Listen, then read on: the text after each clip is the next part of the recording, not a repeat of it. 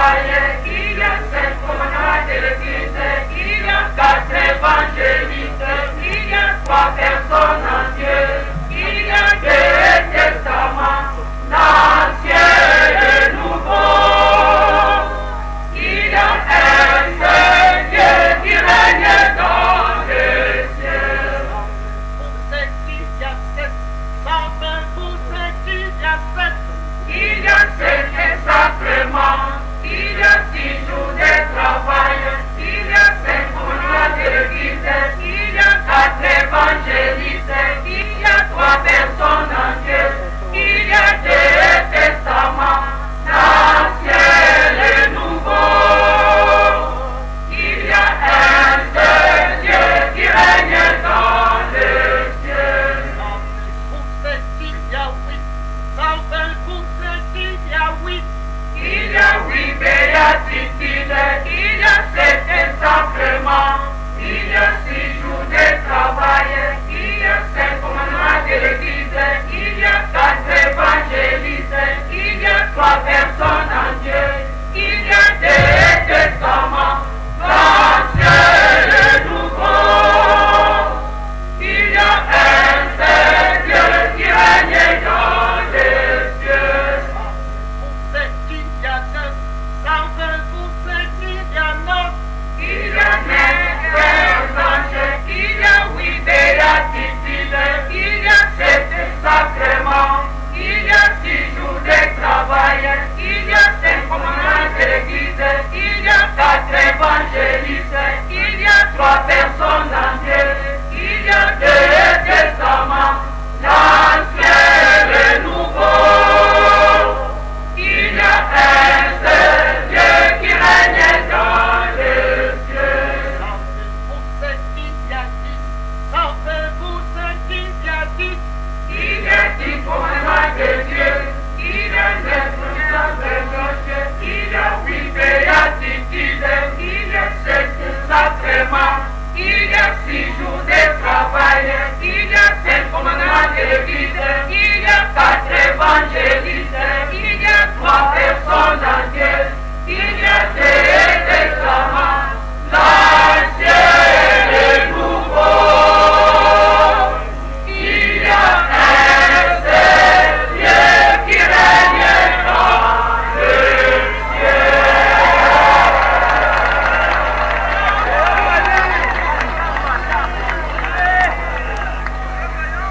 Merci Banankamba. Siluvandi kono. Banankamba. Yango tolinga kibozala awati le 16 août. Bobino boto bafani na papa Mfuma Mbanza botangi awa. Nango nkoleleki tolobaki. Soki papa Kulutu akendaki kotikela nzoto na Belgique, tina ezalaki ba Belge bayebi. Soki pe akufelaki na Suisse, na paragraphe wana totangi po batu nyonso wana babundisaki likambo tata Simon Kimbangu oyo papa Diangenda bundelaki. Tolandi te na Suisse po bango bazala batemwe. Yango alobaki ete nazokende na Suisse nayebi ke likambo ezali wana hôpital te, wana kisi te, kasi pona kokokisa likambo pona bayeba to comprendre sika wana sikoyo. Donc il y a une formalité ndenge nazokende na Suisse, nazoko remplir formalité. Aloba komona biso le 12 juin na 91 na Kinshasa. Na yango toyebi eke na likambo wana makambo mingi ezali. Papa Elebe aza pe na témoignage ndenge asalaki yango na ndenge azalaki na papa Mfumwa Ndongo kuna na Suisse. Ye pe tokosenga ye aleka bajene oye tozomona yango ya mulai.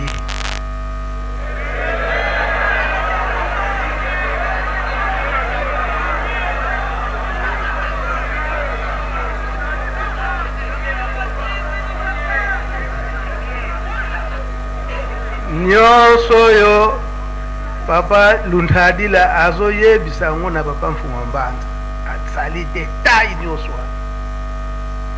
Et puis papa Luntadila ayebisi ngai ke yo mwana papa Mbela retenir malamu asalaki mabeto malamu. Oui papa Elepe.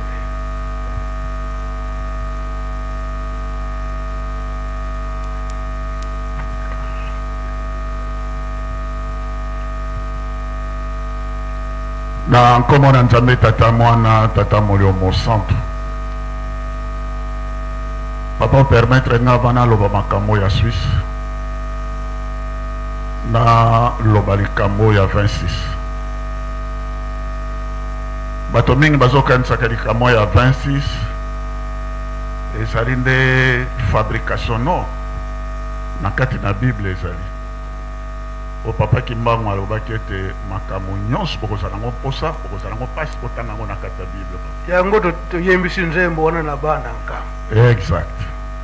Tobosa na nzembo yango ezongi lisusu. Merci papa. Makambo yango ezalaka na Israel ndenge eloba makete avant loba ya sika loba ya kala. Na Israël ezalaki pe na mois août. Exactement le 29 août l'an 70 après Nkolo Yesu. Tango wana Nkolo Yesu alobelaki likambo. Alobaki ete tango na suka ekozala, tango bokomona mbindo na libebi eke kokota na esika ya kibosantu, eke kotouche esika ya kibosantu. Wana nde boyebete makambo nyonso ekomi na suka. Yango nde ekomami na Matthieu chapitre 24 verset 15. Donc eza na Bible. Alobi Matthieu chapitre 24 verset 15. Nkolo Yesu ye moko a rappelé to verset wana ezali ko rappeler oyo prophète Daniel alobaki na Daniel chapitre 9 verset 27. Donc ça makambo Bible. Et makambo wana ezali ko zongisela biso na Apocalypse chapitre 13 verset 18 verset kaka moko wana na kotanga yango papa likambo ya 26. Donc makambo oyo ezali koya na kati ya lingomba ezali makambo esakolama nde ezali kokokisama ndenge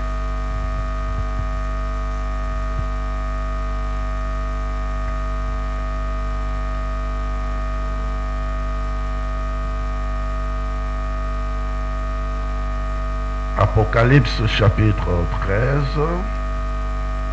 verset 18. Et komami boy. C'est le moment d'avoir du discernement. Donc komi nantango ya kozala na bososoli. Celui qui a de l'intelligence, motoazana mayele, qu'il interprète le chiffre de la bête.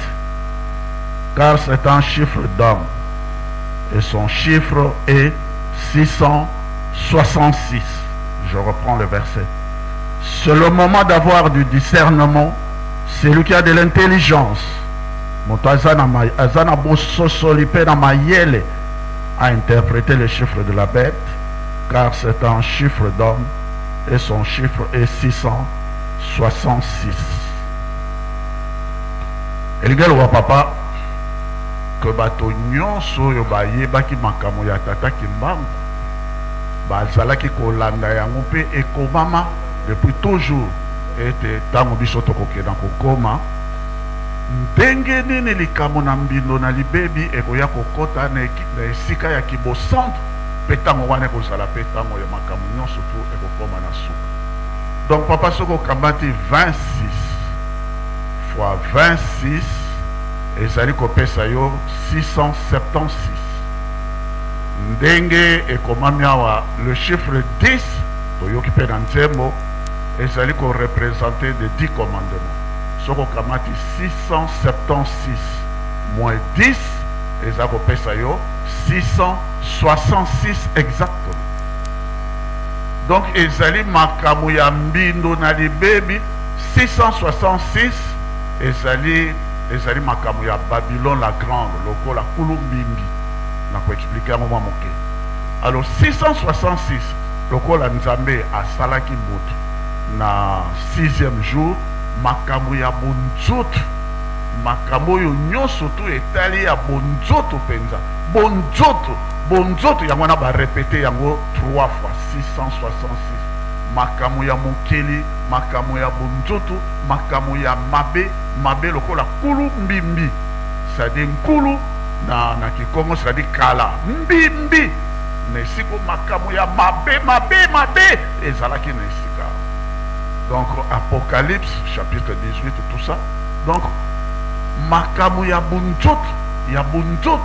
bonzoto nde eke kokota na esika ya kibosantu, nde esika wana tokomi na suka yango wana baye kokotisa yango ndenge yo olobi balandisi yango. Soki ozali na esika ozali kosambela chiffre wana 26 nde eza mabe, parce que baye kobima na esika kaka ndenge olobi batouche na esika oyo bana bazalaki na bomoko bake kotouche kaka na esika wana ya 26 nde makambo nyonso tokomi nango na suka nde ekomama yango wana mpe makambo ekomama esengeli mpe esala nini ekokisama nde na Ecclésiaste chapitre 3 verset 15 elobi na biso makambo oyo tozali komona na makambo mpe makoya ndele esi emilekela Nzambe azomisaka kaka makambo yasi. Donc makambo oyo ya 26 égale 1 ezalaki nango engindaki na mois ya août, pratiquement le 29 août de sika kolo iso alobaki temple ezikaka na mois ya makambo nyonso tu ya kibosantu oyo ezalaka mpo bana kuna na bana na Israel kilongo bamakambo nyonso ebebaki ezalaki na mois août. Yango wana makambo wana nyonso tu eye kongina lisusu na mois ya août e biso epai na biso bakimbangiste mpo oyo ezali Yerusaleme na sika me nkolo nyonso apesaki biso mayele. Et puis ekomami ete na Daniel chapitre 9 verset 27 ke bitumba yango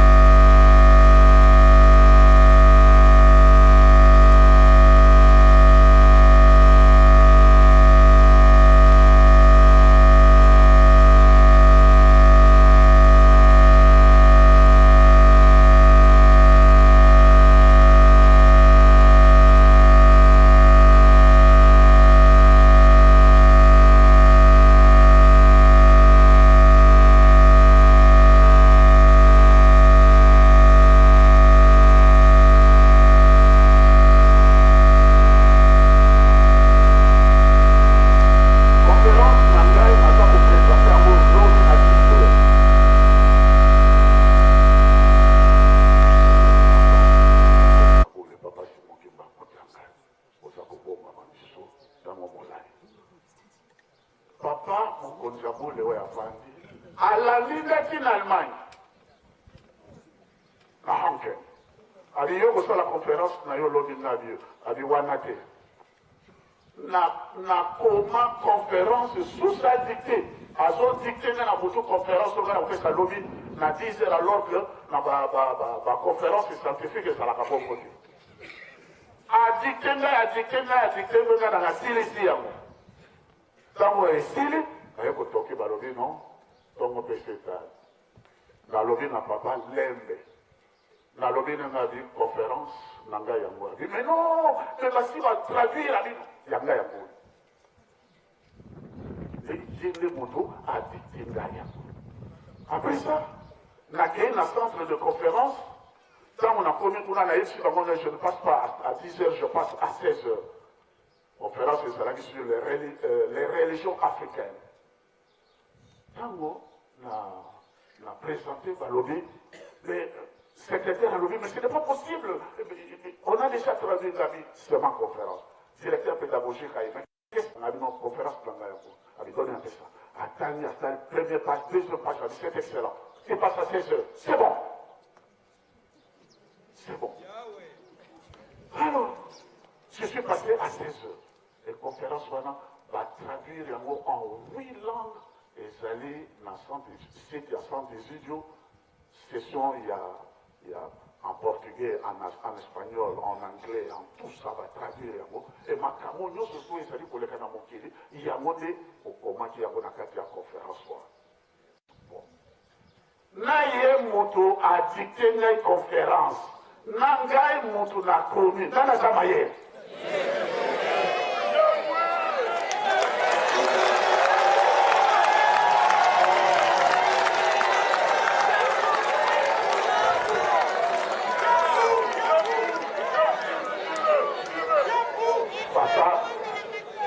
Papa, les choses à tomber, nos petits bisous, ma camonion, surtout, casser l'eau, tout ça, il y a Kamaye. Nous sommes à Bakele, l'union, surtout, pour tenir Mayele. Nous sommes en Mayele, papa, pour tenir Mayele, quand on a ton comment, montre dans l'olène, l'eau, que nous sommes en Longola, Katinele. Ça, on a bisous Mayele. Hein, papa? Josué Mpoete a longue à étouffer à Jéricho, et c'est allé dans Josué chapitre 6, verset 10. Sacrifice par ça, là, qui silence, autant qu'on l'a battu. Pendant 6 jours, à ta moment, de madame Monokonayote. Et le 7e jour, quand on va lobby, lui, à Jéricho, et ça, il est kasi biso, 39 ans, yango et koki, tozali ko kota na mokili moelaka, tuba. Na ba réseaux sociaux kopinga kotola kolo maloba awa so ekomiso kopesi moto mayele afingi yo papa pesa biso yo mayele lelo mokolo ya papa mfuma panza longola biso na kati ya kemba ata tokofana basi butu pi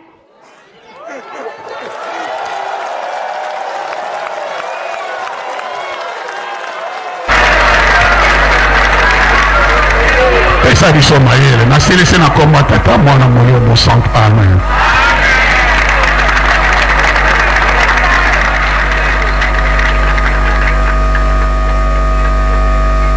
Solo tozali kokende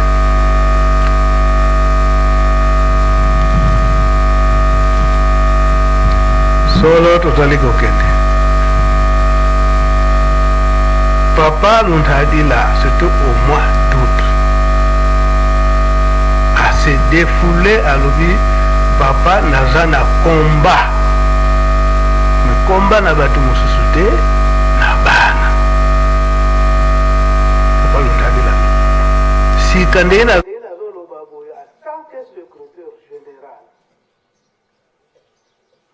nazali kosala programme po yo papa ozala intronisé ngomba eyeba yo publiquement pe l'état ayeba yo que yo pesa koyingeli na esika ya papa ya yenda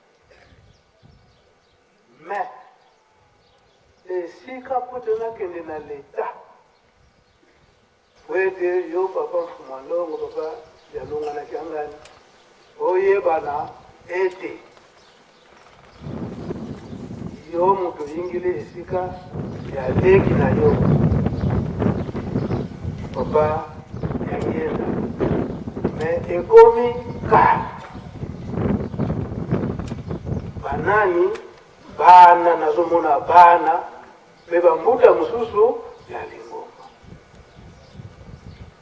kasi nazoyeba te sikoyo ndenge otandi mwana papa depuis le 8 juillet biso toyebi eke yo mokonzi ya lingomba kasi na lingomba mpenza solo nani to telemisi yo te na leta pe ayebi bamfuma mbanza alobi ete bon ya nsikila kwani kwa libundu ebonsubula programme libundu kanzai bandela nanu na lingomba ndenge bopungsile programme bongo makambo ya leta tokutala yango nsima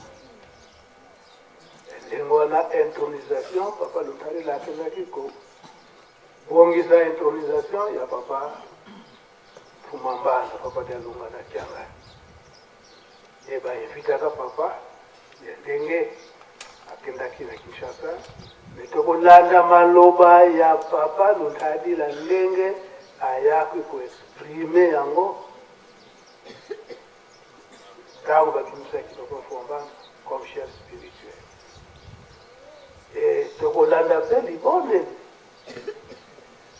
ya mbuda oyo abondelaka na mokolo wana donc kolakisa ete etumba ezalaki me aye koloba na nga boye aye koloba na papa Mfuma Mbanza boye soki nalobi ete nazalaki na etumba na liwa ya papa Kisolokele pamba te natangaki biographie ntango natangi biographie ya papa Kisolokele bayaki kolanda na bandeko na yo wana nini nasali ndenge wana nabosani bato mosusu ayebika wana likambo wana ndenge natanga mpo ngai nde papa Luntarila alobika ondireke makambo mosusu ya kobosana awa bakomo mosusu ya kobosana awa papa jangenda esinga boye lisien ngai mutu napesi yo biographie ya mbuta okotangela yango ndenge wana mutu mosusu akoki kocontredire yo te basali koyokanga papa Mfuma Mbanza aza te papa Luntarila mpesi atika biso baba batano mpesi atika biso ngaka muna atika na payote kuna likambo wana ezalelaki na payote ya papa Mfuma Mbanza suka papa Mfuma Mbanza aye koyebisa ngai bu malongi mambotela kuwenu bemambi ate yo mabe to malamu ngai papa alobi makambo ya solo tenga ndasekolidi mpe wazimpange zako donc olobaka mpe na bandeko na yo Luntarila azoloba nde solo et aza korapele nga toujours depuis 1959 jusqu'à nos jours ngai nde nazali secrétaire général mais référence toujours soki bokozala na mikakatani bosalaka toujours na livre wana yango mpe biso mpe tolobi ke mama wana azali encore vivant oyo ndenge natindaki bandeko bazwi mpe elongi na ye akomi soki na 66 ans akomi na 69 ans ye alobi ke makambo nyonso wana azwaki yango epai ya papa Luntarila papa Luntarila alobi nga nazwaki makambo nyonso epai ya papa yange ndenge ya komini yango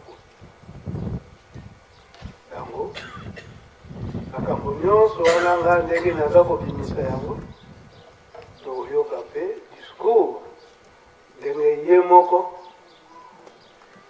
papa Luntarila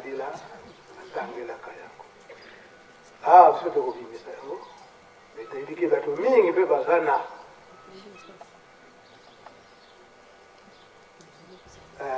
film wana obsèque ya papa Kisolokele ukikolanda na kilo ndenge papa tutalila tangiraka biographie ya papa Kisolokele aho tusenga batapre recours kaka tozokosala seke soki oza témoin ya likambo donc fo kobimisa nyonso toba dange ndalobi yango naboyi nanga esika na kokende yo makambo oyo ndenge nini obombaki yango nakoloba ete wana nayokaki kuna kobanga tikala lobelango kaka awa kuna esika ezalaka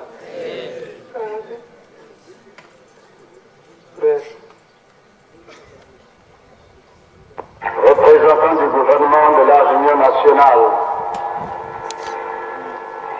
Monsieur le ministre, Monsieur le secrétaire d'État, honorables députés, chers frères et sœurs dans le Seigneur, au nom de son éminence Papa Dangina Kontima, chef spirituel de l'Église de Jésus-Christ sur la terre par son envoyé spécial, Papa Simon Kimbangu, qu'il nous soit permis de vous adresser ces quelques mots. En cette circonstance, d'une façon particulière, aux autorités politiques et militaires de ce pays, Kelo est né le 12 février 1914 en Kamba, de Papa Simo Kimbangu et de Maman Marie-Mouel Jawanga Nzitani, dont il est le fils aîné. Dès son bas âge, il est resté à côté de son père et devint plus tard le témoin privilégié de son ministère. À partir du mois de juin 1921, lorsque la tentative d'arrestation de Papa Simo Kimbangu échoua, sa grandeur Kisogra Lukelo séjourna avec son père dans la contrée de Mbanza-Nsanda, et après l'arrestation de Papa Simo Kimbangu le 12 septembre 1921, Papa Charles Kisolokela Lukelo sera lui aussi arrêté, jugé et condamné. Pendant l'interrogatoire, il défiera l'autorité du commandant de Rossi et fera preuve d'un courage exceptionnel, en dépit de ses 7 ans d'âge, en confirmant avec force le miracle opéré par son père. À l'une des questions qui lui fut posée sur les morts qu'avait ressuscité Papa Simo Kimbangu, il répondit sans la moindre crainte, qui savait bel et bien distinguer non, que laisse une veuve et 13 enfants. Outre sa carrière administrative et politique, sa grandeur Lukelo était à la fois un artisan et un pilier de l'évolution et du développement de l'église kimbanguiste. Dès sa jeunesse, il fut non seulement un témoin privilégié, mais aussi un co-acteur, au sens plein du terme, de certains exploits spirituels de Papa Simo Kimbangu.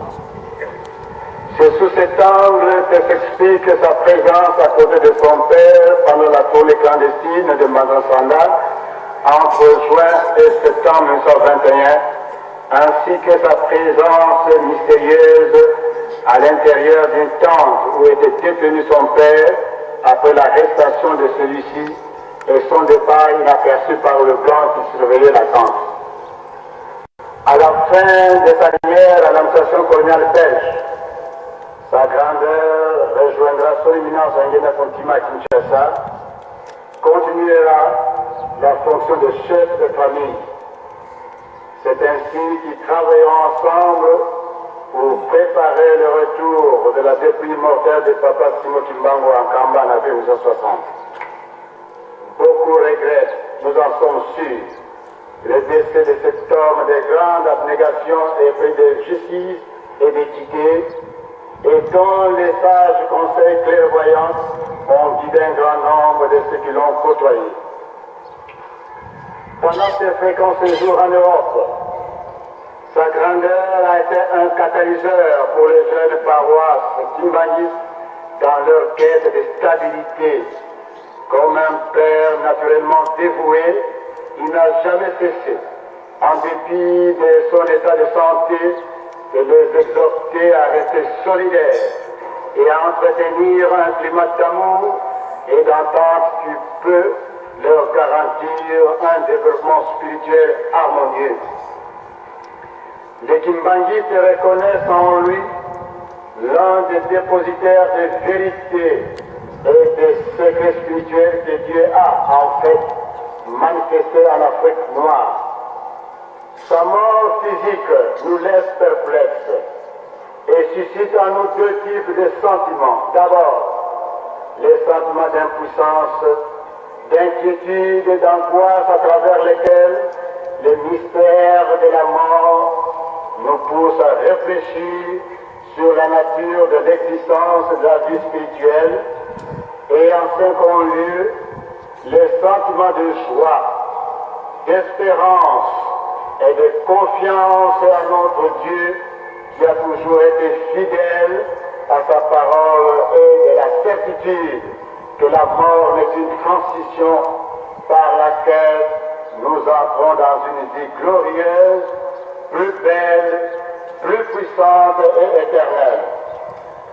Chers frères et sœurs kimbanguistes, ce deuxième type de sentiment, qui est le reflet de la vérité sur la disparition de notre cher papa, elle est un moment de séparation entre le corps physique et l'être spirituel, car en effet, Saint Paul affirme cette vérité biblique dans 2 Corinthiens, chapitre 4, verset 7, lorsqu'il dit « Nous portons ces trésors dans des vases de terre, afin que cette puissance supérieure soit attribuée à Dieu et non pas à nous. » Fin de citation.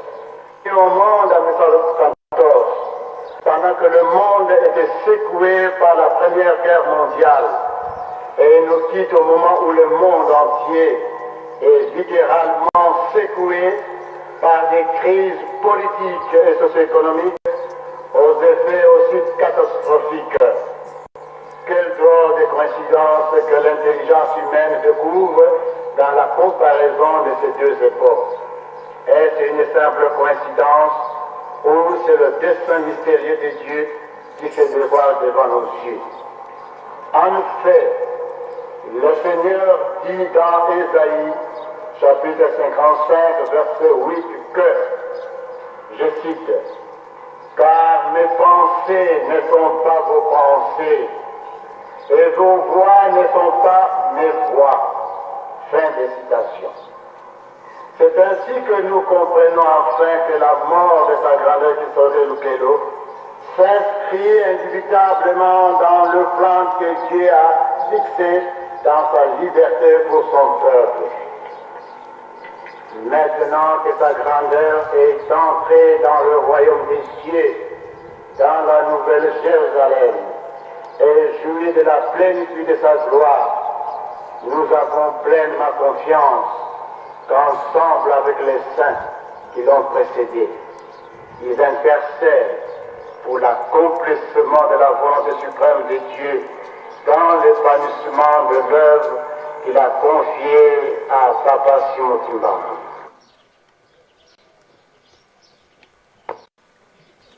Avanza na commentaire mingi tena kocha na isika wana message ezali très clair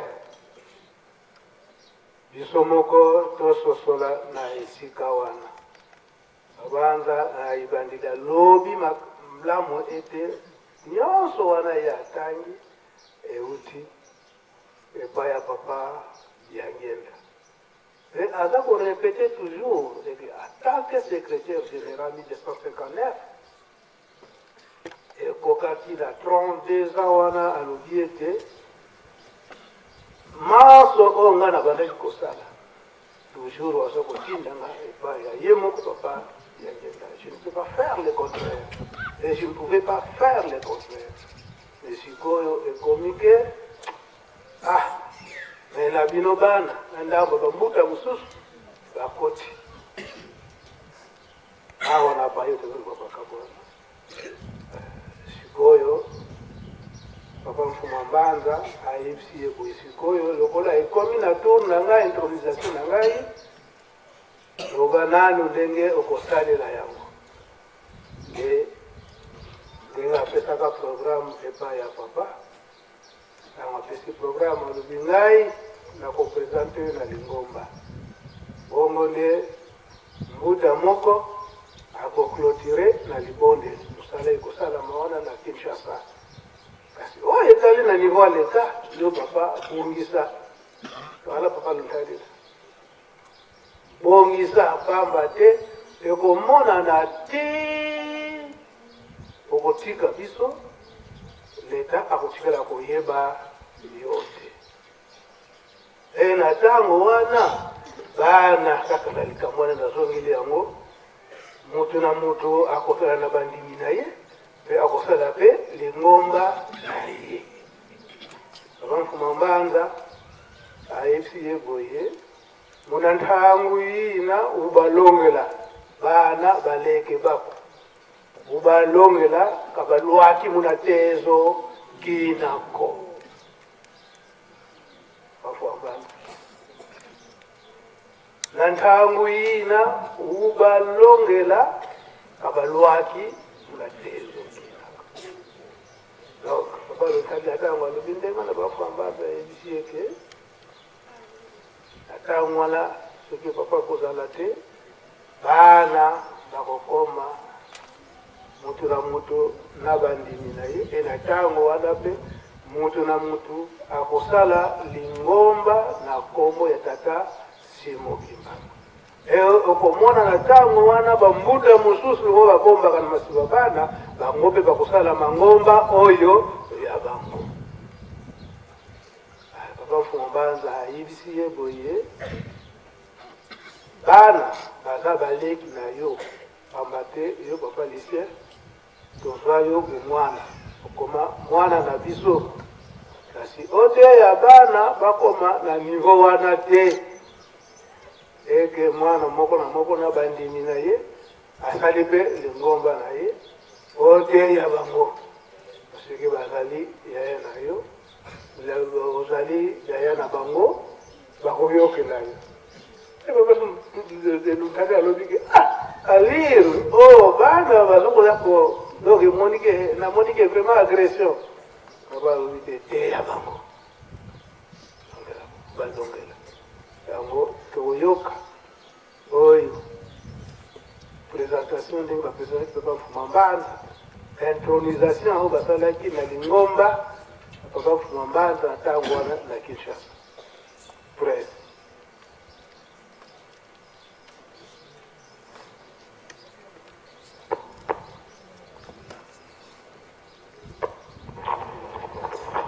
batata mpe bamama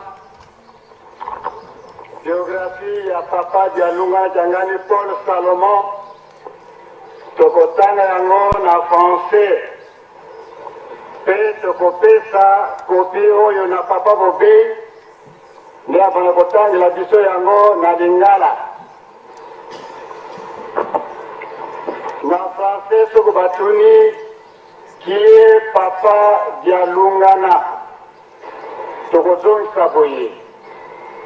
Sa grandeur, papa Dialungana Jangani Salomon Paul, est né en Kamba le 25 mai 1916 de papa Simon Kimbangu et de maman Mouilou Kiawanga Nzitani Maï. À l'âge de 5 ans, soit en 1921, son père s'est mis à l'œuvre du Seigneur Jésus-Christ en sa qualité de l'envoyé. Lorsque papa Simon Kimbangu fut arrêté et condamné à mort, relégué au Katanga, papa Dialungana, sa mère et ses 2 frères sont aussi arrêtés et emprisonnés à Mbantangungu, alors Thèse-Ville. Dans la prison, papa Simon Kimbangu dira à son fils Dialungana que lui sera relégué au village avec sa mère Mouilou et sera établi gardien ou sentinelle de la cité sainte d'Nkamba, Jérusalem. tandis que ses deux frères, Papa Kisorbe Daniel Charles et Papa Diangenda Joseph, sont internés à la colonie scolaire de Boma, toujours comme relégués. Papa Dialungana Kiangani vivra en résidence surveillée. Plusieurs fois accusé et jugé, il répondra aux multiples appels judiciaires en Kamba et à Thésville, à 70 km jusqu'au 21 décembre 1959. Au village de Nkamba, Papa Dialungana s'adonnera aux travaux des champs.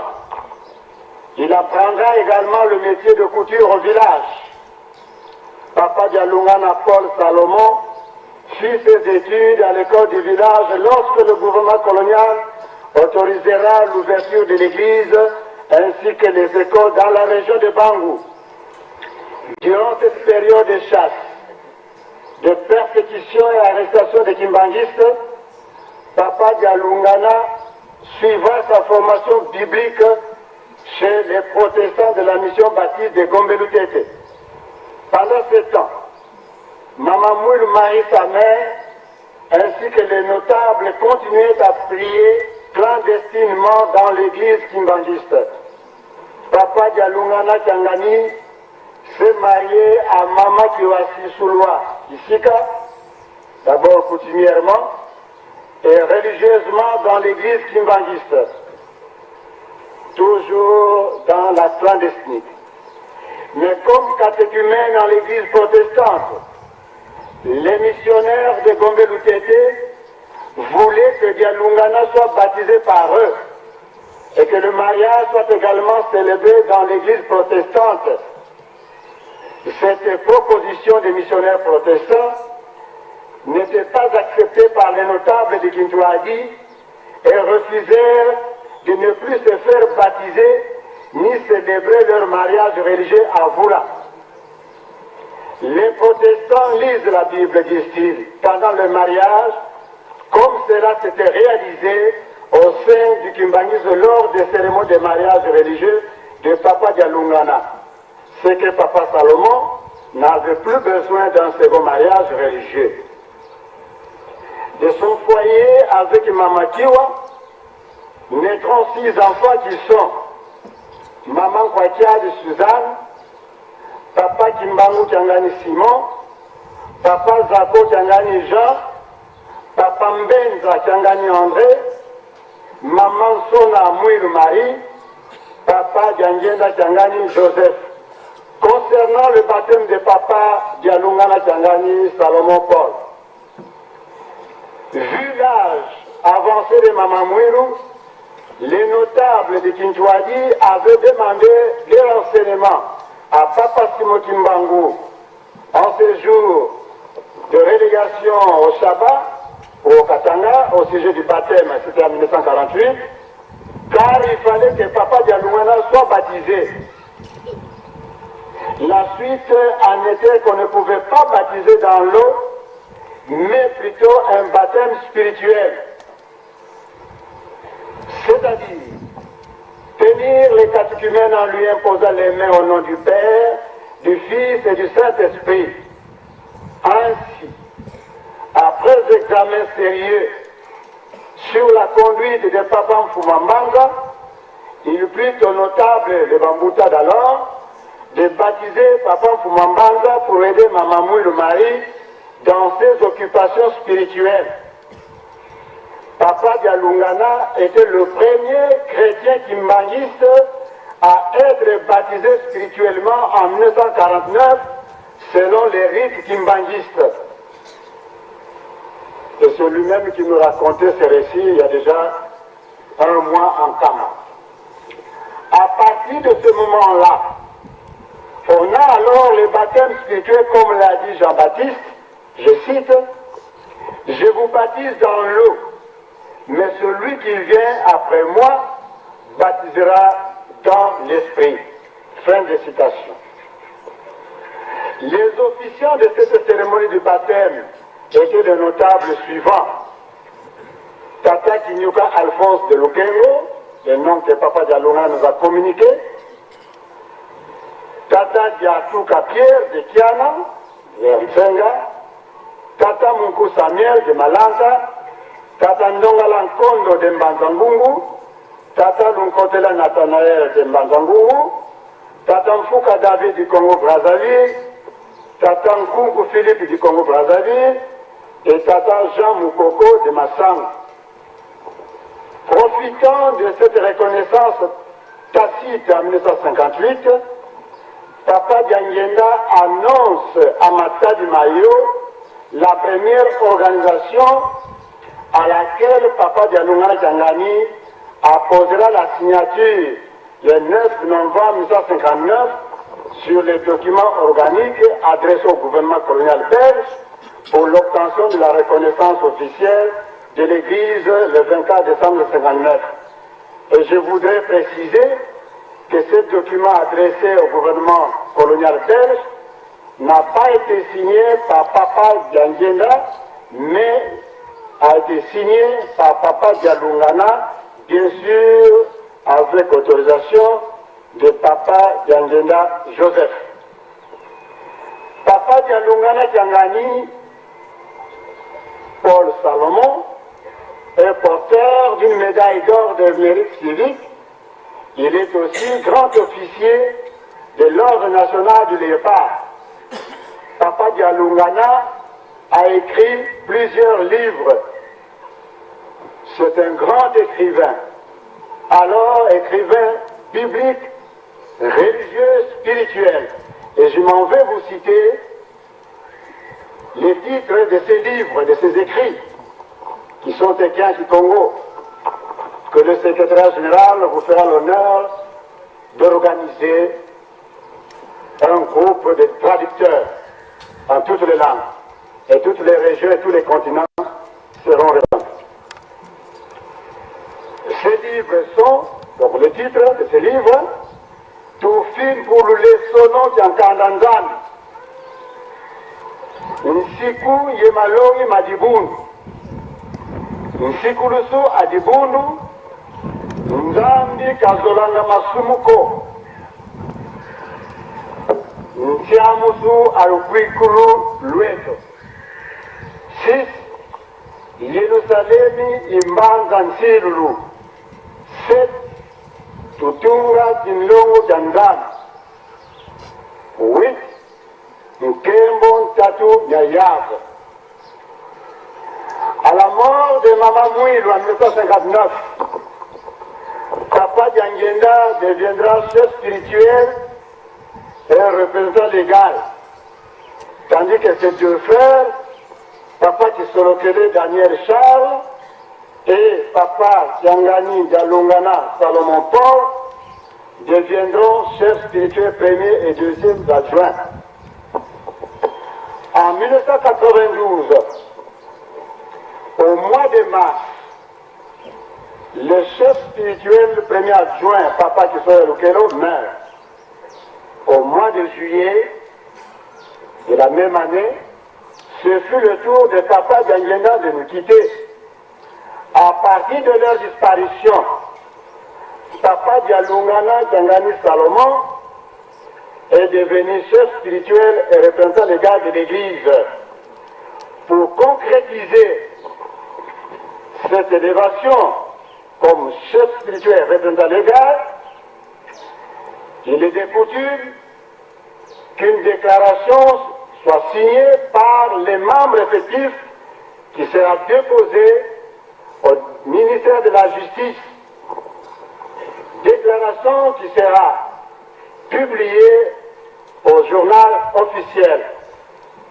En voici la teneur. Conformément à l'article 6 des statuts de l'Église kimbanguiste et à ses règlements d'ordre intérieur appelés principes et méthodes, les membres effectifs de l'association sans but lucratif Église de Jésus-Christ sur la terre par son envoyé spécial, Papa Simon Kimbangu, ont fait une déclaration suivante. Nous sous-signés, formant la majorité des membres effectifs de l'association sans but lucratif Église de Jésus-Christ sur la terre par son envoyé spécial Simon Kimbangu, qui bénéficie de la personnalité civile en vertu de l'ordonnance numéro justice /2/149 du 1er décembre 1960, modifiée par l'ordonnance numéro 143 du 24 septembre 1962 et suivant arrêté ministériel numéro 87 du 31 mars 1967, approuvant les statuts et la nomination de personnes chargées de l'administration ou des directions de l'association sans but lucratif Église de Jésus-Christ sur la terre par son envoyé Simon Kimbangu, déclarant par la présente avoir désigné en date du 12 septembre 1992 la personne plus amplement qualifiée ci-dessous en qualité de représentant légal, chef spirituel, sa grandeur, Kialungana, Kiangani, Salomon, Paul.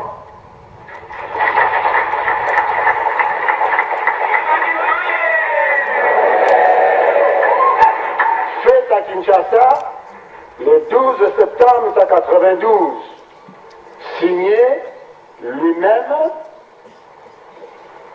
les membres effectifs, Nkimu Alexandre, Libende Alphonse, Saint Jean-Claude, Nkama Alphonse, Mantui du Jean Désiré, Tulomba David, Nsambu André, Samyak Stéphane, Todi Edouard, Kuntulu Axel, Walomba Samuel, Sala Jean, Ngoyi Eugène, Ndiavanga Bernard, Kwamadio Dominique, Mukula Cyril, Bindama Anselme, Mbemba Robert, Banimbadio Albert, Zosai Thomas, Dipaka Samuel, Mawete Thomas, Ntoeba Philippe, Mfumu Zakari, Iolo Evariste, Biselenge Alfred, Madjambi Edouard, Edmond, s'il vous plaît, Mfoko André, Maïmbi Marius,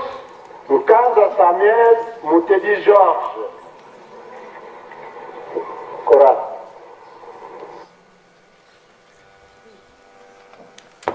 Majenouye. Turani malamu, hein? Oh, akoma na kwe wana papa nutadila. Awa, na payotu na papa mfuambata. Azwinga idemwe, na papa bataka. Azwasa makambonyo swana. Azuku expliquer pa ya papa. Na azali na difficulté. Mingi nini uskala makamboyo. Bana, bazali associé. Napa kelke bambuta. Tangu yo papa mfumambanza okotika biso. Bitumba ekozala. Nano otiki biso tebe bitumba ezali. Papa mfumambanza risha. Balongela kati. Yembuta sali budu. Ye bana. Baleke bakubena. Balongela kati. Et c'est vrai.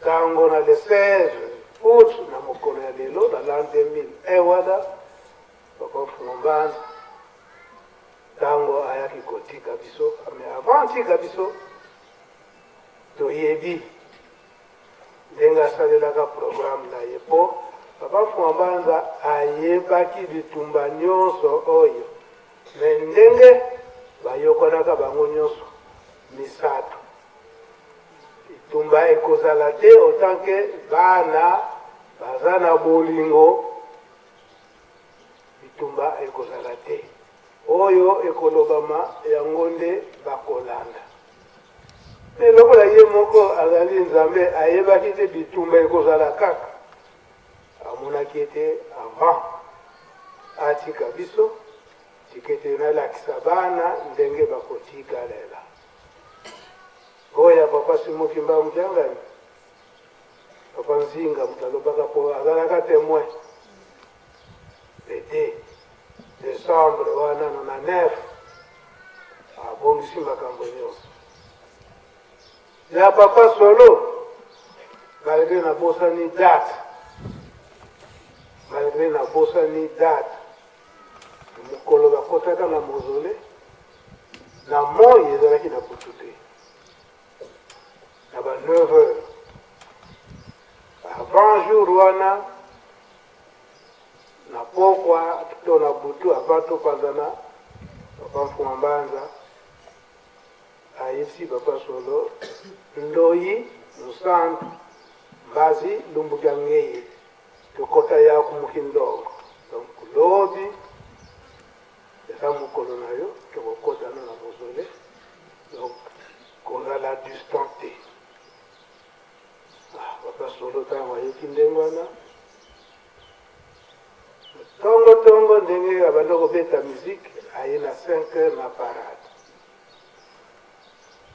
azeli papa skilte esili azeli papa papa azwi repos ntango azwi repos papa Solo aprofite akende kosokola ake kosokola awumelaki te mbala moko papa abimi atoni ngai papa Solo kokena ngai papa ake kosokola moke alanda aya noki pongonga esi ekoki bapapa Nzinga bazalaki bapapa Kayombo bazalaki lokola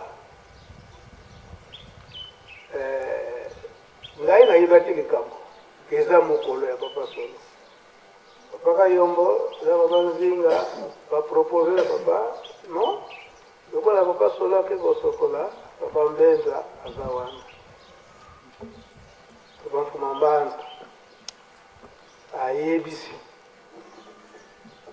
ayebisi papa Nzinga na papa Kayombo lumukia unu kati ya Mbenzako ya papa Solo kaka papa Mfuma Mbanza ekufanda nena liboso ya résidence longa mukena ndako nakozilala ye batindaki papa Shalai akekoluka ye batindaki liboso surveillant akeyono nakuti na douche ale balandi lisusu na bite nakokota te soki papa Solo aye te alandisi Shalai akei papa Solo aye mbama directement papa Solo biso na résidence te bakoti kokota bakotaki papa Nzinga na papa Kayombo batikala bango libanda akotisa bango mibala oyo basalaki kuna ndenge papa alobelaki yango kasi mokimaki yangaki oyo wana ya ye spiritualité na ye totalaki yango te insistance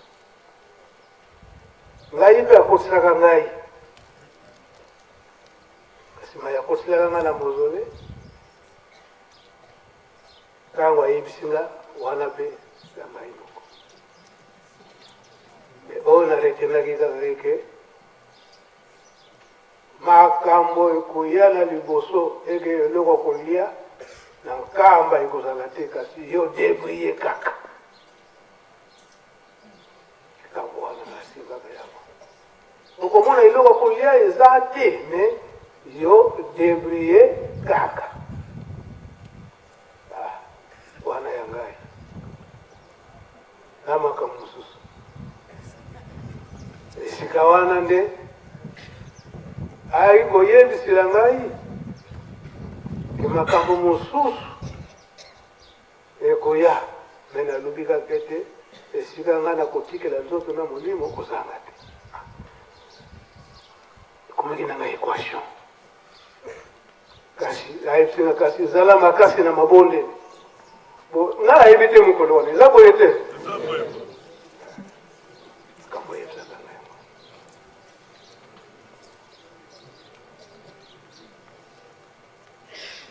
le 14 août et l'autre année le 16 c'était un mardi lokola kaka lelo le 16 lelo vendredi wana c'était un mardi papa arma ayaka au na nkamba na bana na vacances siku na date wana papa arma fo azonga le 14 août l'an 2001 wana aye epai ya papa lelo nde nazokende na bana po bazonga na classe papa Mfuma Mbanza ayebisi ye nakopesa bino bato kasi yo tokokota na mozole biso mibale kaka bakotaki mozole ntango babimi awa na biro place ya papa ezali na biro po azwa mai ezaleka biso misato ye papa Arma na ngai bala moko papa yebisi eke mfunu yikuvuidi mbasiki ya mutize era na posa na yo jeudi na 10h. Papa Arma papa si c'est comme ça nakende nanga lisusu te parce que koza na posa nanga jeudi na 10h lelo soki nake mardi lobi nazonga lisusu akambenza lobelanga pa ya papa po nakende lelo mpona tika kaka bana lobi nazonga klase ya bana yokosala yango likambo te ata mokolo moko yokozala yango retard te tokende kaka ensemble jeudi papa yesi nkatu ngeye ndendi kaka parce ya mfunu ikovuidi mutise papa Arma akomaki na équation onazonga lobi ufutuki mbaziko kasi kiaya kaka mutise mfunu papa Arma akomaki na équation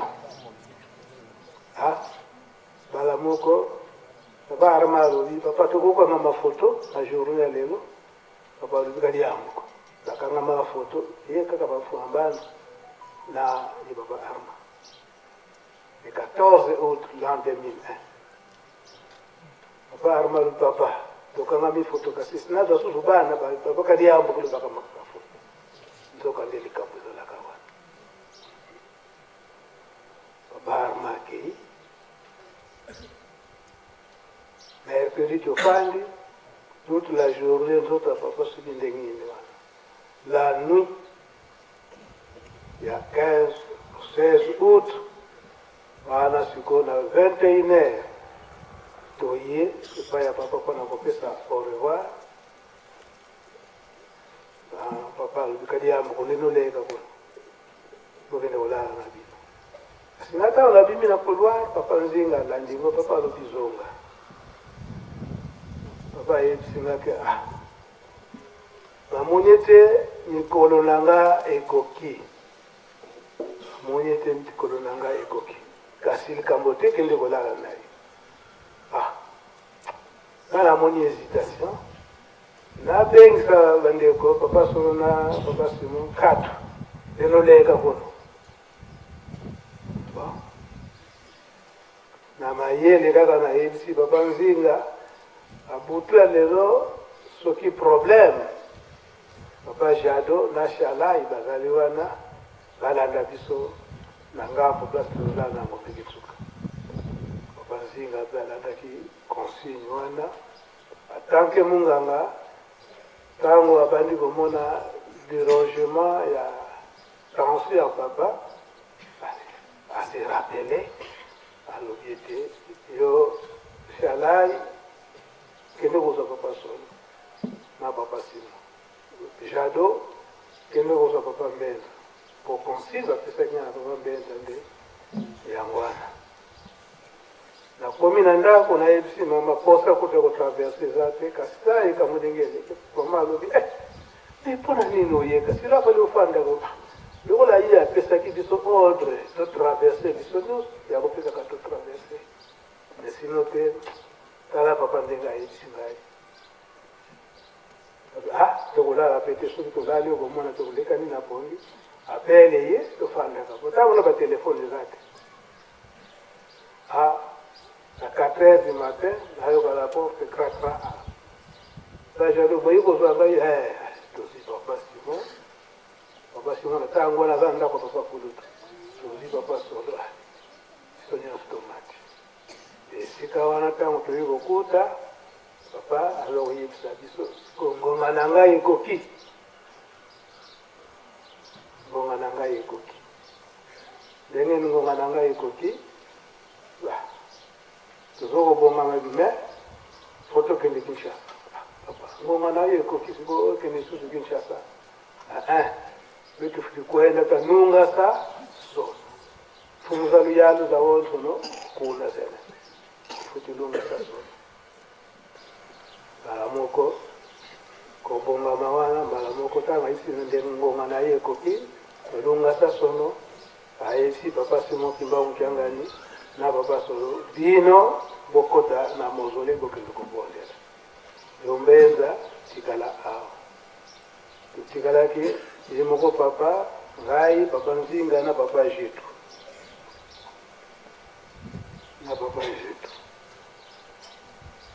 aesi papa jitu yo kota esika to kobombela ka bilamba bongisa bilamba ngana kulata na kubimana yako tikali gaga moko papa fumamba ngai na papa nzinga papa mbanza yesinga ke ndenge boko tikala ndenge auti ko bongisa na kati na mozole kuna papa simo kimbao nganga ninde ye mutakotamsa bakolanda ye na papa Arma. Papa Arma akofana na Kinshasa. Papa Solo yende akofanda awa na Nkamba. Planning na salinde ngona ndenge toyokanaki. Banda ebandeli na batata. Oyo bino ba misusu kutikali lukala ndwengesi kwa mpangiseno. Ukuza la ba conseiller na bande.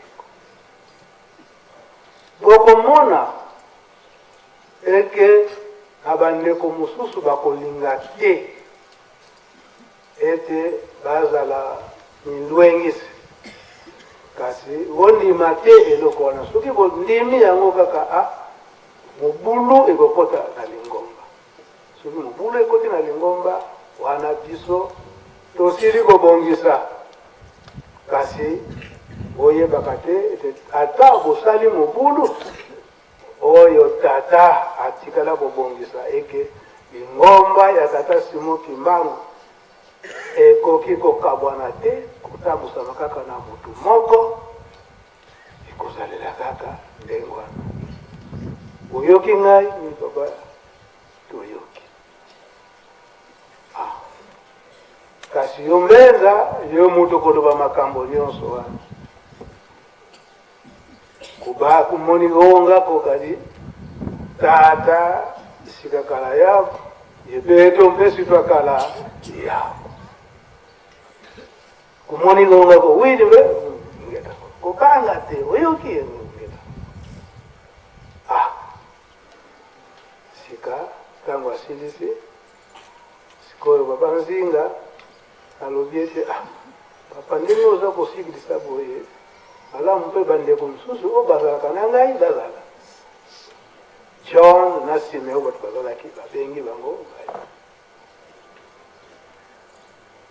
babengi papa Wanzunga sa ai nakati ya chambre kuna papa abi wana papa Simo Kimbangu ngani na papa Solo na Mozole tango bazonye malamoko papa Mbanza alobi na papa Simo Kimbangu ngani na papa Solo mawonso no buna bulukadi la chidi wasikilisa kwa mbenza ndenge bokozalela na tikali koyebisa mbenza ndenga koyebisa bino esalama ndengwana donc esalaka ndengwana bokolimisa biso tozokende mwa musika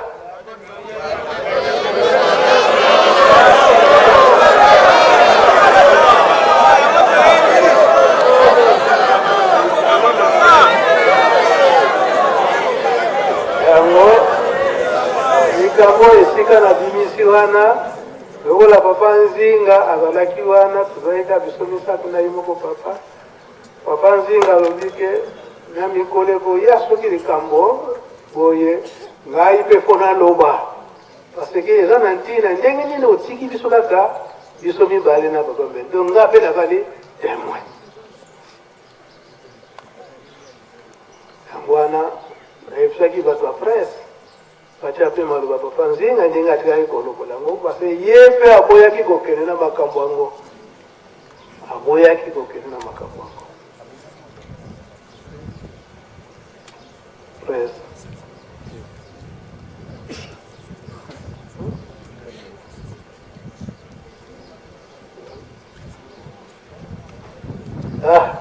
nazwi retard ya kobongisa mpo napesaki bango makambo nyonso wana okende kobongisa fete de 16 ezali na nde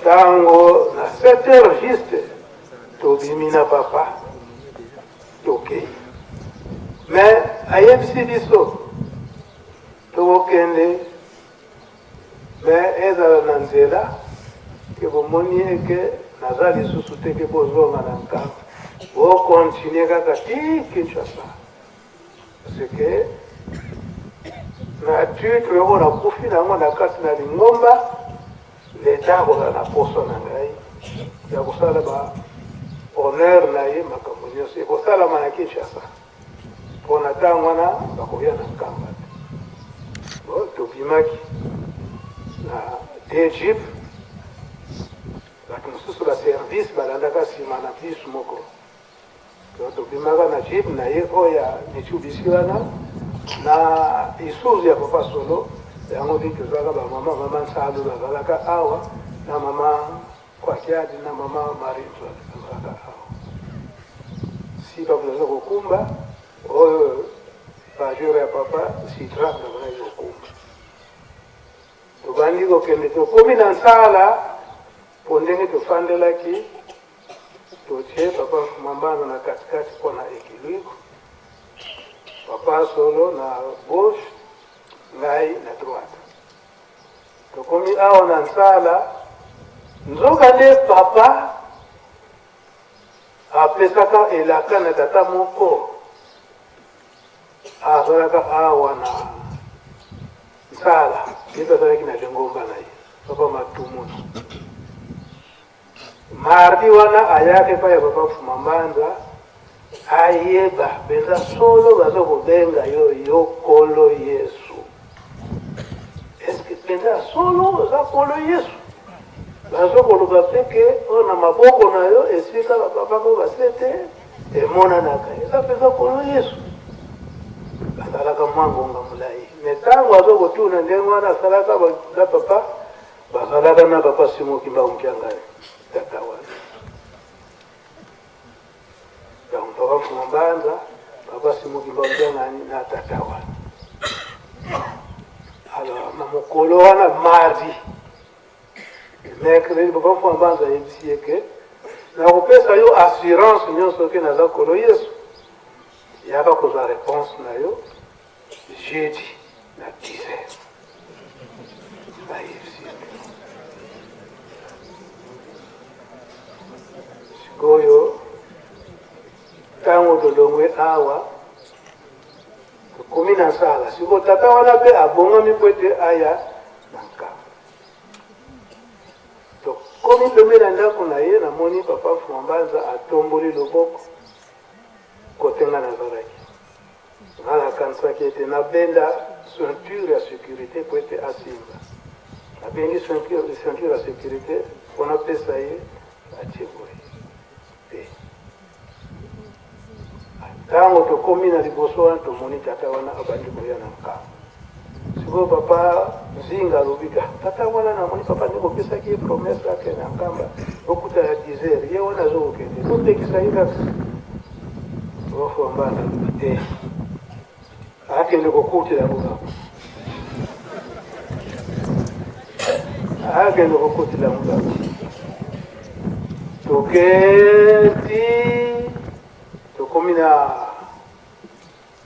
nani Kimaza place ya barefugie wana papa solo aesi papa po wana obenga akomba Mike namoni malgré on dirait tension papa ekiti makasi bo nazomoni nzoto ne malili papa Nzinga alobi te nga alobi te tokoma mwa liboso mpona yebi ete mwa liboso wana bavolontaire bazalaka wana bango nde bakosuka biso tokotelema nde wana te tokoki kokoma na kiemba wana kokiemba ntango wana bato bazoteka mwa masanga na bango ya mbila na heure wana mpe ata moto moko te azalaki te na 10 heures wana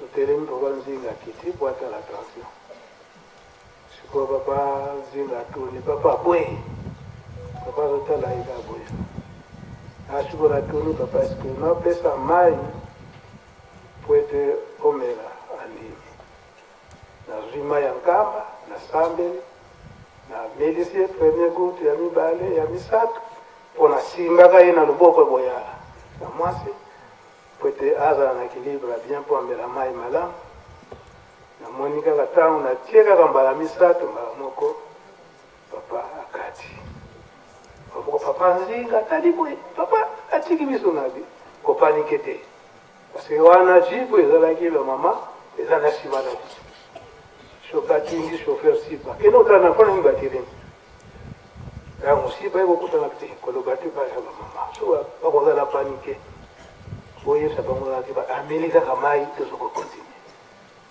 tokande papa atiki biso ande tosimbi papa na kimia nyonso kuna na Kinshasa bayebi ete papa azali kokende me na jeudi wana siko tongo papa Arma aye na foni ndenge nini posi ya papa Mfonga papa Mfonga depuis 7 heures alongwaki azoya na Kinshasa papa Arma ndenge aloba papa il a fallu aye azoya na Kinshasa bon 7 heures 10 heures peut-être donc on y connaît on a alerte ezalaki ke papa Mfonga azali koya bazwi ba disposition ba surveillance paki tout consort eloka tozalaki na consigne na biso tokomi na centre d'accueil loyenge makasi bato baza kozela faki eza kobeta basurveillant batandami honneur ya papa topesika consigne non avant aza honneur papa tokotala na ndako po ete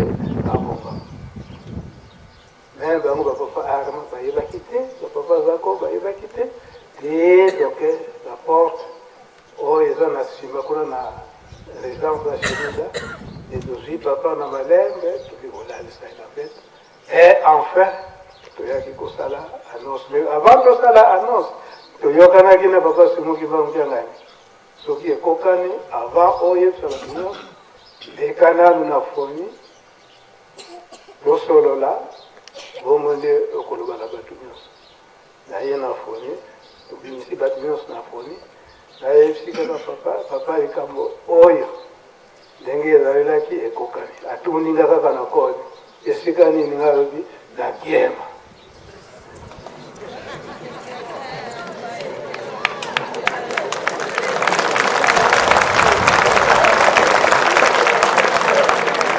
toyaki koyebisa na partir aona siko batoza kotuna siko papa ndenge atiki biso est-ce que pouvoir etika na papa Simoki Bambiangani ou bien epai ya nani nga te makambo nyonso totya nani nzoto ya papa na mabele bongo tokoya makambo nyonso wana biso bana tozali kotungana bamosusu boye surtout ntango toyokaki ete banda lelo makambo ya koloba ete bana bapapa eza lisusu te bango nyonso bakomi bapapa tokomi biso nyonso bapapa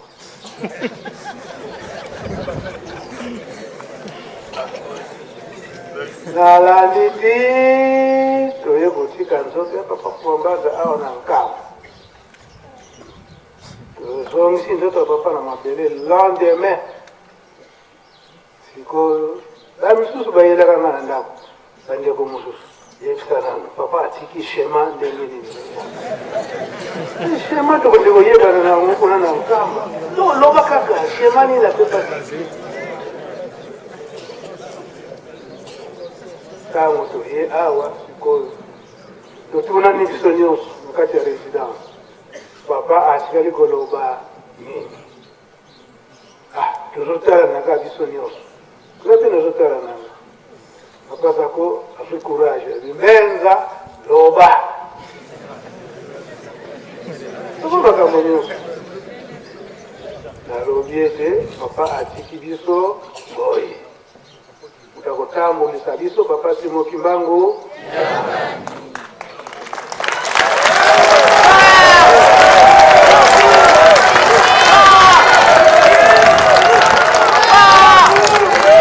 elani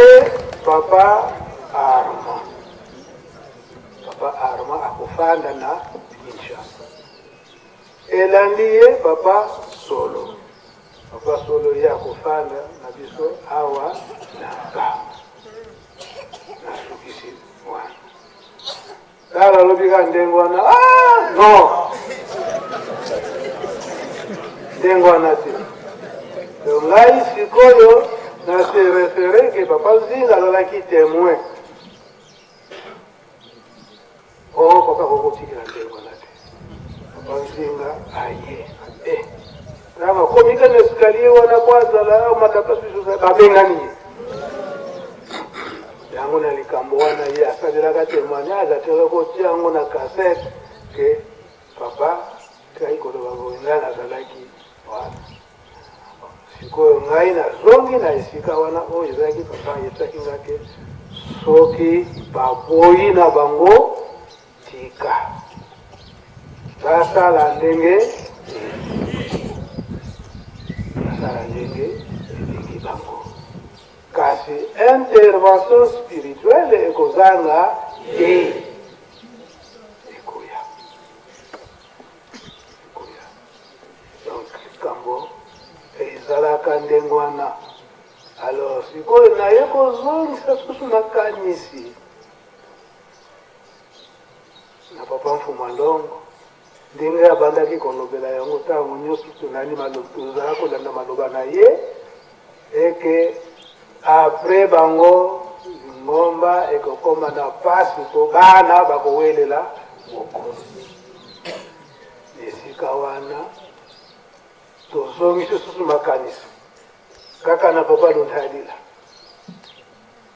na makambo oyo papa Mfuma Ndongo ayebisaka ye na ntina ya lingomba ete lingomba ekoki kozala na bakonzi mibale te moko kaka ndenge totangele yango. Yango topesi lisusu nzela na bashiko batanga mokanda wana. C'était en 1969 de 68 si je me trompe. 69.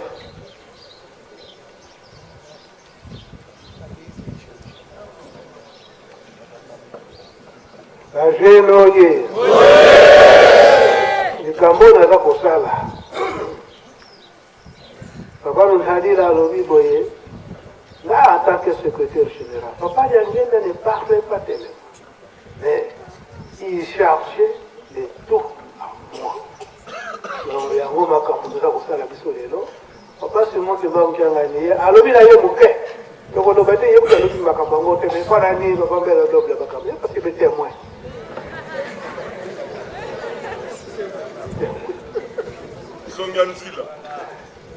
Oui, papa. Na kombo ya tata mwana pe Molimo Mostanze mokanda oyo ezali signé par le représentant légal Joseph Yanguenda, chef spirituel, et komamaki le 17 septembre 1969. Mokanda oyo ezali réponse oyo papa Yanguenda azongisaki na papa Luntadila. Papa Luntadila ye bape baona kutinde na bambuda. Bambuda baza kutinde atake secrétaire général yo komabo salabo.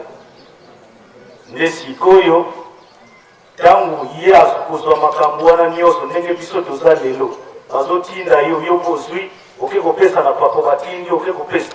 Maintenant papa Yanguenda akomaki mokanda oyo ezali 5 pages. Moi ba extrait kaka ya miketo kozwa oyo ezakona alobi boye. La présence de ce collège par Tata Alexandre Nkimu ne peut pas être contestée par un membre quelconque de ce collège, car je suis le seul à désigner tous les responsables de l'Église. Papa Lobiete, ye kaka nde mutu aza na pouvoir ya kotia mokonzi na esika.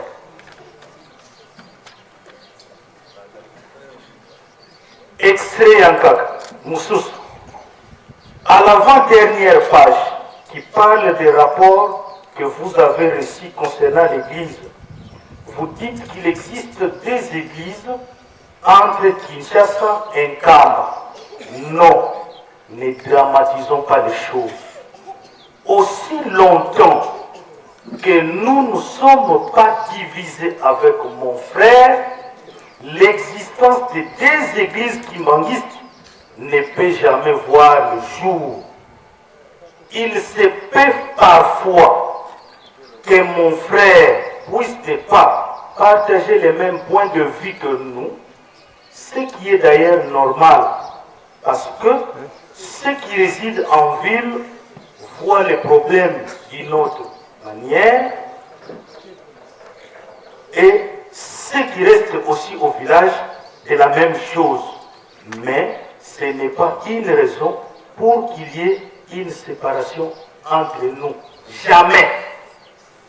Donc, awa papa lunkadila na makambo babandaki koyebisa ye bayebisi ye te biso tozomona lokola mangomba eza mibale, lingomba ya Nkamba na lingomba ya Kinshasa. Parce que na Nkamba papa Mfumanza bandaki kovana, na Kinshasa papa Diangienda. Maintenant bango bazosala ba comparaison ndenge tozosala lelo. Faites très attention. Balobi ete ye asali remarque wana aliyebisi papa Diangienda. C'est comme ça papa Diangienda a répondre na paragraphe oyo. Abi na paragraphe oyo lobeli ke yo moni lokola il y a existence de deux églises. Deux églises kimbanguistes et aucune jamais coexister. Jamais. Et puis à l'obiboui, toza batu, même si na bonzoto, toza batu tokoki kozala na divergence ya makanisi. Kasi toko permettre que l'église est salami balé. Jamais.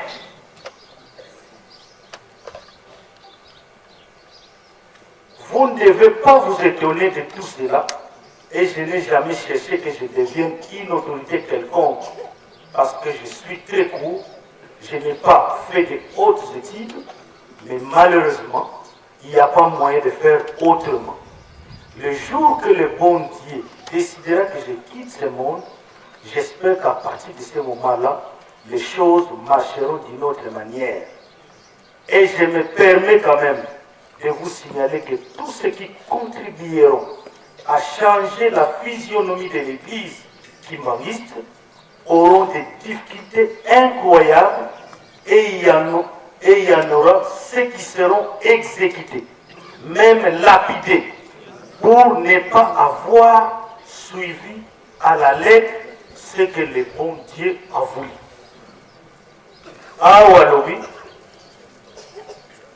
oyo papa alobi, bato ebele bazoloba lokola naza mokuse natanga mingi te nde, mais mutu akomeka kokabola lingomba na ngai ebele bakobeta bango mabanga, bamosusu bakoexécute bango.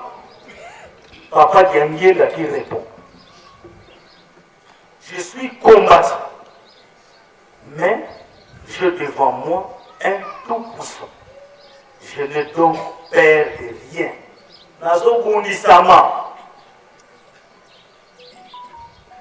devant ngai bitumba ezali mingi, kasi naza kobanga te. Liboso na ngai naza na oyo aleki puissance na bato nyonso. Si Dieu existe, vous vivrez des choses telles que je viens de le dire. Papa Diangienda yebisaki ye. Soki nzambe azali, makambo na yebisi yo nyonso okomona yango. D'ailleurs, ce titre ne m'apporte rien de nouveau en ce qui concerne la récompense que je dois obtenir à la fin de ma vie. Je serai récompensé non pas parce que je porte un grand titre, mais suivant mes actes. Et je tiens à vous signaler que je mourrai peut-être la tête haute, parce que j'aurais certainement mieux accompli mon petit travail, même si ce n'est pas parfait. Dieu me voit au moment où je vous parle, malheur à ceux qui essaieront de diviser, de nous diviser, car cela, je le dis d'une façon solennelle, il faudra pour eux leur attacher une mêle au cou pour les précipiter au fond de la mer, car ils ne calculent pas encore l'importance de notre existence et vivre en unité avec les défunts. Francis Zaclair, je pense que vous devez beaucoup prier dans ce sens pour que le bon Dieu puisse vous apporter la lumière spéciale. Ce que je viens de vous dire reste au fond de mon cœur et je vous le dis au nom de Dieu le Père, Dieu le Fils et Dieu le Saint-Esprit. Ne papa essentiel, il y a ma réponse oyo papa de Miena azonsilaki papa lokadila yango. Nabanza ke mingi totangi toyebi français o papa jangenda alobaki wana to comprendre yango manso wana yango iza koleka na tango ya papa Simon Kimbangu Kyanga. Papa Thomas aza lisusu na témoignage na mukanda wana topesi ye nzela.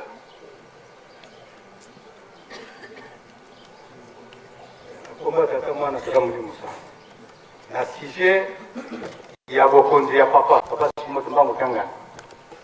Papa batiki biso na 1992. Papa Fombanza atiki biso na 2001. Mais en 1979, wana tozotonga résidence ya chez nous d'Atoua. Po totonga ndako wana na 3 mois. Alors, na ba travaux de finissage, to ultimo ko na papa, ngai pe na daga direct na ye. Na to côté na sima, côté na papa mfumandongo wa binda.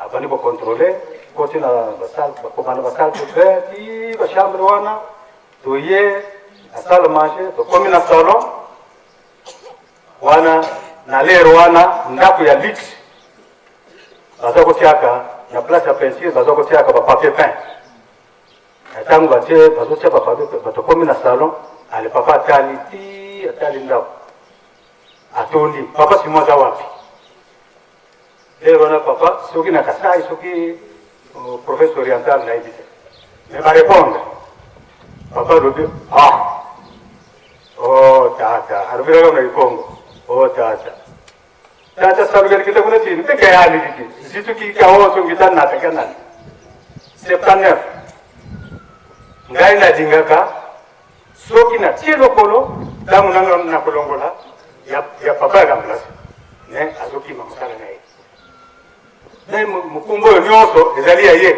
mutana zosala ezali ngai te ezali ya tata alors tant to bimi na veranda na entre wana veranda abaluki alobi tala na yibisi bino ata botondi sindako yo na diamant ndako totongi botondi si yango na diamant bopesi tata akozala na mbongo te po aza na mukumba munene oyo ye mukumba munene mbongo na ye ezali mitula bato tata wana ne papa Simon Kimbangu Kyanga ni tango bandeko ya Kasai bamemaki ye ingeza ko na bamuchanga wana ingeza ko na tango wana lokendeke biponga yango de papa na kigara kinamo na sujet ya papa. Merci. Esika wana papa Chiko ba commenter na bango mena likambo oyo papa Thomas auti golomba toyoka nanu ye papa Simon papa jangi na ndenge nini alobela kama ndesika wana oyo mukumba papa Simon Kimbangu Kyanga nyazo mema lelo sifutu yuko bato si futu yuko